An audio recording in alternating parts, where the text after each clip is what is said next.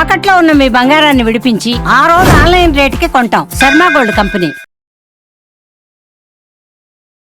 నమస్కారం, welcome to Suman TV. నేను గీతాంజలి. విశ్వావసు నామ సంవత్సరంలో ద్వాదశ రాశుల వారి జాతక ఫలితాలు ఏ విధంగా ఉన్నాయో తెలుసుకుందాం. వివరించేందుకు ప్రస్తుతం మనతో పాటు ఉన్నారు శ్రీచక్రపీఠం వ్యవస్థాపకులు, ప్రముఖ జ్యోతిష్య పండితులు బ్రహ్మశ్రీ ప్రదీప్ జోషి గురువు గారు. వారితో మాట్లాడదాం. గురుగారు నమస్కారం అండి. శ్రీమాత్రే నమః. గురుగారు, ఈ విశ్వావసు నామ సంవత్సరంలో కన్యా రాశి వారి జాతక ఫలితాలు ఏ విధంగా ఉన్నాయో తెలియజేస్తారా?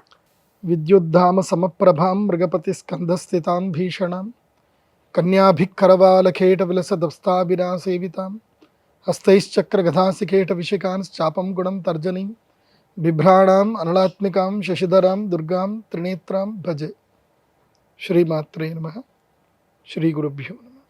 మేషాది ద్వాదశ రాశుల యొక్క ఫలితాలు మనం ఈ విశ్వావసు నవ సంవత్సరంలో తెలుసుకోబోతున్నాం. కన్యారాశి, కన్యారాశికి ఈ సంవత్సరం ఆదాయ వ్యయాలు ఎలా ఉన్నాయో తెలుసుకుందాం.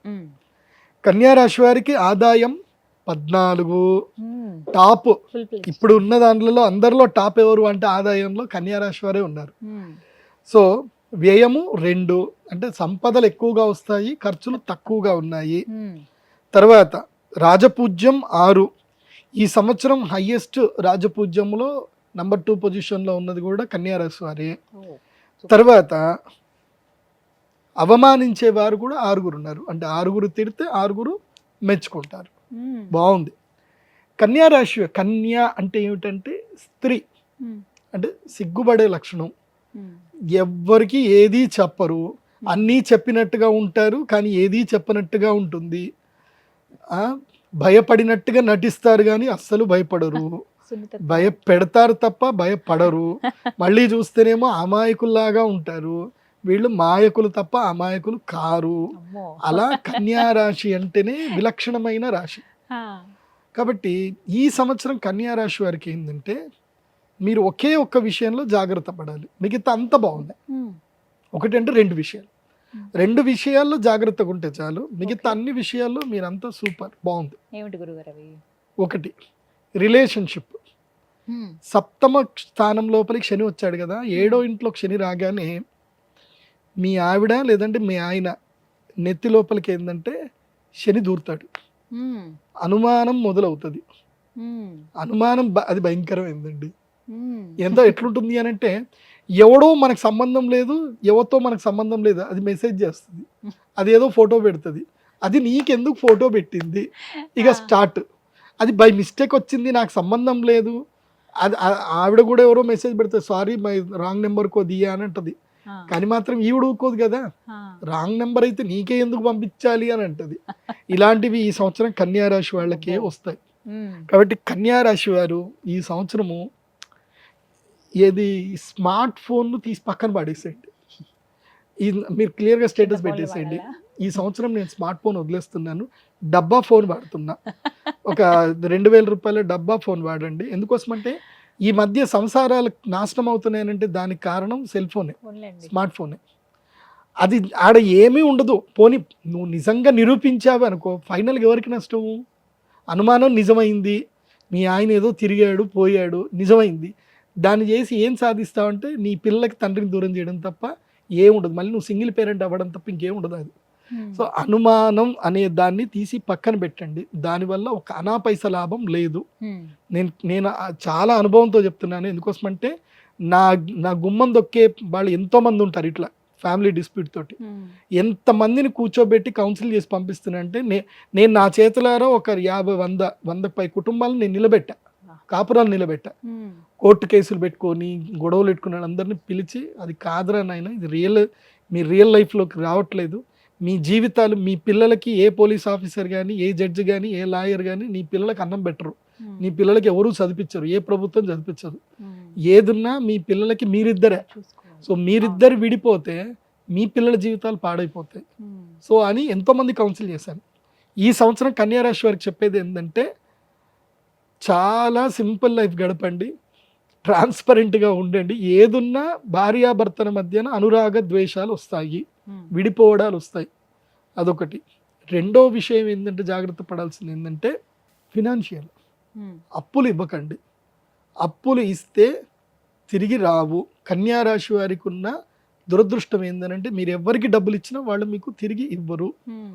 మీరు ఎంతన్నా చేసుకోండి, ఏవి మీరు ప్రామిసరీ నోట్ రాసుకోండి, ఏవైనా చేసుకోండి, అన్లెస్ సేల్ లీడ్ చెయ్యకుండా డబ్బులు ఇవ్వకండి. మీరు అప్పిచ్చేది ఉన్నా సేల్ లీడ్ చేసుకొని అప్పివ్వండి. ఎందుకోసం అంటే ఈ మధ్యన ఒకళ్ళు ఏంటంటే వాడి దగ్గర 3 కోట్లు ఉన్నాయి, ఏదో ఇల్లు అమ్మితే డబ్బులు వచ్చినాయి. 3 కోట్లు ఎక్కడ పెట్టాలి? ఎవడో అన్నాడు, నీకు 3 రూపాయలు వడ్డిస్తే నాకు 3 కోట్లు ఇయ్యి అన్నాడు. సరే 3 రూపాయలు వడ్డిస్తే నాకు ఏం తాకట్టు ఏం పెడతావు అంటే, నా ఆస్తి నీకు జీపీఏ చేసి ఇస్తా అన్నాడు. పాపం వాడికి జీపీఏ అంటే నువ్వు హక్కుదారివే బాబు, జీపీఏ వేసి ఇస్తా అన్నాడు. జీపీఏ వేసి ఇచ్చాడు. వాడు సడన్గా యాక్సిడెంట్లో చచ్చిపోయాడు. జీపీఏ అర్థం, జీపీఏ ఎప్పటి వరకు వ్యాలిడ్ అంటే మనిషి బతుకున్నంత వరకే వాల్యూ, మనిషి చచ్చిపోతే దానికి వాల్యూ ఉండదు. సో ఆ విషయం నాకు తెలీదు. వాళ్ళ భార్య వాళ్ళందరూ ఏమన్నారంటే, మాకు సంబంధం లేదు, జీపీఏ వేస్తే ఆయన అడుకో, మాకు సంబంధం లేదు, అది మాకు మ్యూటేషన్ అయిపోతుంది. అయిపోయింది. వీడు ఇప్పుడు కోటి చోటు తిరుగుతున్నాడు అనుకోండి, సో 3 కోట్లు ఎగిరిపోయాయి. అందుకే నేను చెప్పేది ఏంటంటే, ప్రామిసరీ నోట్లు ఇవి ఏవి కూడా మీరు కోర్టు చుట్టూ తిరగడానికి, మీ తల గోక్కోవడానికి తప్ప దేనికి పని చేయవు. కాబట్టి ఏదున్నా, మొన్ననే సుప్రీంకోర్టు జడ్జిమెంట్ కూడా చదివాను, సేల్ డీడ్ చేస్తే తప్ప మీకు ఆస్తి మీద పూర్తి అధికారం ఉండదు. మీరు వడ్డీలకు ఇచ్చుకోండి, కాకపోతే సేల్ డీడ్ చేసుకొని వడ్డీలకు ఇచ్చుకోండి. ఏవైనా సరే దేనికి తగ్గట్టుగా పిండి కొద్ది రొట్టె, మీరు ఎంత ఇస్తున్నారు అంత. కానీ కన్యా రాశి వారికి మీరు ఇతరులకు ఎవరికి సహాయం చేసినా తిరిగి అయితే రావు. అండ్ అనారోగ్యం కూడా పడే అవకాశాలు ఉంటాయి. కాబట్టి ఆరోగ్య విషయంలో కొంచెం జాగ్రత్తగా ఉండండి, బద్ధకం వదలండి, రోజు సూర్య నమస్కారాలు చేయండి. అంతకుమించి ఏం వస్తుంది, సూర్య నమస్కారాలు గట్టిగా చేయండి. కన్యా రాశి వారికి బాగుంటుంది. ఈ సంవత్సరం అరిష్టాలు లేవు కన్యా రాశికి, అదృష్టము లేదు, అరిష్టము లేదు. అందుకోసం అంటే దశమ గురువు వస్తే ఏదో ఒక పనిలో బిజీ ఉంచుతాడు, డబ్బులు ఇస్తాడు, డబ్బులు తీసుకుంటాడు. నష్టం లేదు కన్యా రాశి వారికి, నష్టం లేదు. నీకు నువ్వుగా అత్యాశకు పోతే తప్ప నష్టం లేదు. కన్యా రాశి వారికి సంవత్సరం బాగుంది. వీళ్ళకి అక్టోబర్ నవంబర్లో అఖండ రాజయోగం ఉంది. 2 నెలలు అఖండ రాజయోగం ఉంది. ఈ 2 నెలల్లో ఏదైనా సరే కొనుక్కోవాలి అన్నా ఏదైనా చూసుకోండి.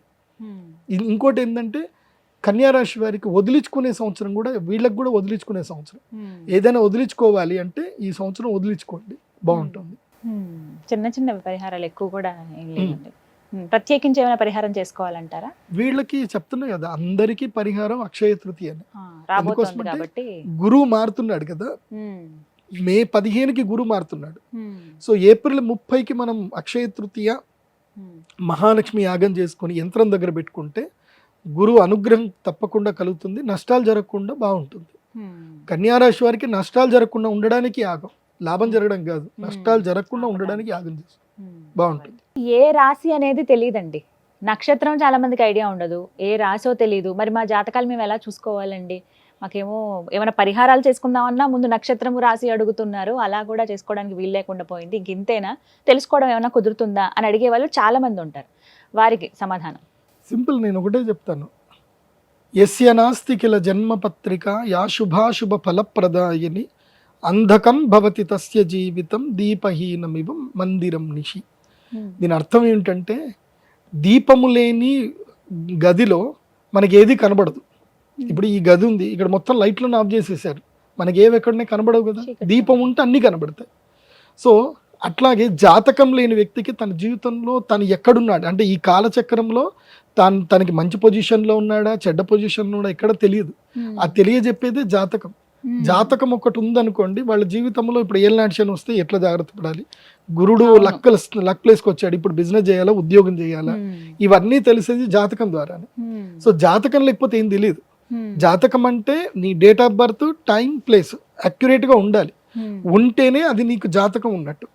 జాతకం లేదు అనుకోండి, ఇక మీకు తల్లిదండ్రులు ఏదైతే పేరు పెట్టారో దాంతో మీరు రాశులు చూసుకోవాలి. జాతకం లేదు అంటే, ఒకవేళ మీ date of birth, time, place ఉంది, మీరు సింపుల్గా నా వెబ్సైట్ విజిట్ అవ్వండి, pradeepjoshi.com వెబ్సైట్ విజిట్ అవ్వండి. అక్కడ మీకు హోరోస్కోప్ డీటెయిల్స్ ఉంటాయి. మీ date of birth, time, place enter చేసి సబ్మిట్ చేస్తే మీ జాతకం మీకు PDF రూపంలో వస్తుంది. సో అక్కడ మీ జన్మ నక్షత్రము, జన్మ రాశి ఉంటుంది. సో దాన్ని బట్టి మీ జన్మ నక్షత్రం ఏంటి, మీ జన్మ రాశి ఏంటి చూసుకొని, అప్పుడు మేము ఈ మన ఛానల్లో చెప్పే నేనైతే రాశి ఫలాలు చెప్తానో అవి మీరు ఫాలో అవ్వాలి. ఇప్పుడు పత్రికల్లో ఎక్కడ చూసినా మీ రాశి ఏంది అనేది ఆ రాశి ఫాలో అవ్వాలి. జాతకం ఉండి నంబర్ 1 ప్రిఫరెన్స్ ఏంది అని అంటే కనుక date of birth, time, place మీద వచ్చేదే ఒరిజినల్. అది లేదు అన్నప్పుడు ఇప్పుడు నీ పేరు రాము అనుకో, పేపోరారి చిత్తా నక్షత్రం తులారాశి అవుతుంది. నీ పేరు శ్రీనివాసు అనుకో, అది కూడా చిత్తా నక్షత్రము తులారాశి అవుతుంది. లేదంటే దాక్షాయిణి అని పేరు పెట్టుకున్నారు, భూధాబాడ పూర్వాషాఢ, సో పూర్వాషాఢ నక్షత్రం అవుతుంది, మకర రాశికి వెళ్ళిపోతుంది. సో ఇట్లా మీ యొక్క రాశిని ఏది తెలుసుకోవాలంటే పేరు బట్టి చెప్పే రాశి 100% అయితే ఫలితాలు ఇవ్వదు. జన్మ నక్షత్రం అంటే పుట్టిన సమయంలో ఉన్న నక్షత్రము రాశి మాత్రమే మోస్ట్లీ 80% యాక్యురేట్గా ఉంటుంది. అండ్ వన్ మోర్, రాశి ఫలాలు జనరల్ ప్రెడిక్షన్స్ అందరికీ ఇవి వర్తించవు. క్లియర్గా చెప్తున్నాను, రాశి ఫలాలు జనరల్ ప్రెడిక్షన్స్ అందరికీ వర్తించవు. నీకంటూ నీ ప్రత్యేకమైన దశ అంతర్దశలు ఉంటాయి, అవి మాత్రం నీకు మాత్రం వర్తిస్తాయి 100%. రాశి ఫలాలు జనరల్ ప్రెడిక్షన్ అంటే అప్ టు 60 to 80% యాక్యురేట్గా ఉంటాయి.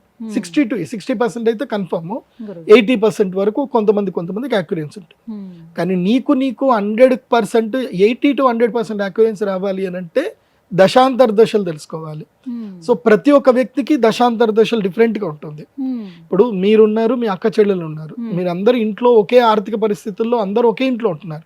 కానీ అందరికి ఎవరి అదృష్టం వాళ్ళదే, ఎవరి నాలెడ్జ్ వాళ్ళదే, ఎవరి యోగాలు వాళ్ళదే. ఒకే ఇంట్లో ఉండే ఆడపిల్లలు, ఒక ఆవిడ తక్కువ చదువుకొని ఉండి పెళ్లి చేసుకున్న తర్వాత ఆవిడకి అదృష్టం రావచ్చు, ఒక ఆవిడ బాగా చదువుకొని జీవితాంతం ఉద్యోగం చేస్తూనే ఉండొచ్చు. చదువున్నంత మాత్రాన అదృష్టం వస్తుందని లేదు, చదువు లేనంత మాత్రాన దురదృష్టం అవుతారని లేదు. సో అదృష్ట దురదృష్టాలు చదువు మీద స్కిల్ మీద పని చెయ్యవు. స్కిల్ అనేది జస్ట్ ఏదో బూస్టప్ చేయడానికి పని చేస్తుంది తప్ప ఎంత స్కిల్ ఉన్నా అదృష్టమే పని చేస్తుంది. లైక్ ఎగ్జాంపుల్ చెప్పాలంటే రజనీకాంత్ గారు, ఆయన్ని నార్మల్ వ్యక్తి చూస్తే ఆయన స్వయంగా చెప్పారు, నేను ఒక గుళ్ళో కూర్చున్నప్పుడు నన్ను బిచ్చగాడు అనుకొని ఒక ఆవిడ డబ్బులు వేసి వెళ్ళింది, అప్పుడు నేను నవ్వుకున్నాను. దేవుడు గనక నా పైన అనుగ్రహం చేసి ఉండకపోతే నేను సినిమా స్టార్ అని తెలియదు. ఒక నార్త్ గుడిలో కూర్చున్నప్పుడు, నార్త్ ఇండియాలో గుడిలో కూర్చుంటే ఆమె గుర్తుపట్టుకుని డబ్బులు వేసి వెళ్ళిపోయింది. సో ఇది నా పరిస్థితి. ఆయన అహంకారానికి వెళ్ళా, ఆయన తిట్లే. సో భగవంతుడు నన్ను ఇట్లా కరుణించాడు అన్న ఒక పాజిటివ్నెస్ లో ఆయన గొప్పవాడు. ఆ గొప్పతనం అనేది అందరికీ రాదు. అలాంటి బుద్ధి, అలాంటి విచక్షణ ఉంటే తప్ప దేవుడు అదృష్టాన్ని ఇవ్వడు అందరికి. రూపము, యవ్వనము, గుణము, సద్గుణం కాదు, అదృష్టం అనేది భగవంతుడు ఇవ్వాలి. అది ఇస్తే అది ఎవరికి ఇవ్వాలో వాళ్ళకే ఇస్తాడు. దానం ఎవడు చేస్తాడో, ఎవరికైతే ఇచ్చే గుణం ఉంటుందో, ఎవరికైతే పంచే గుణం ఉంటుందో వాడికే భగవంతుడు అదృష్టాన్ని ఇస్తాడు, ఊరికే అందరికి ఇవ్వడు. సో కాబట్టి జాతకం చాలా ఇంపార్టెంట్. ఇప్పుడు నేను రాశిఫలాలు చెప్తాను, కానీ చెప్పేటప్పుడు మీరు జాతకం లేకుండా మీ ఇష్టం వచ్చినట్టుగా మీ పేర్లతో చెప్పుకొని గురుగారు కరెక్ట్ చెప్పలేదు, అన్ని రాంగ్ వెళ్ళిపోతున్నాయి అనుకుంటే అది మీ పొరపాటు, నా పొరపాటు కాదు. సరిగ్గా సరి చూసుకుని ఎవరి రాశి ఏదో నక్షత్రం ఏదో చూసుకుంటే సరిపోతుంది. ధన్యవాదాలు గురుగారు, నమస్కారం.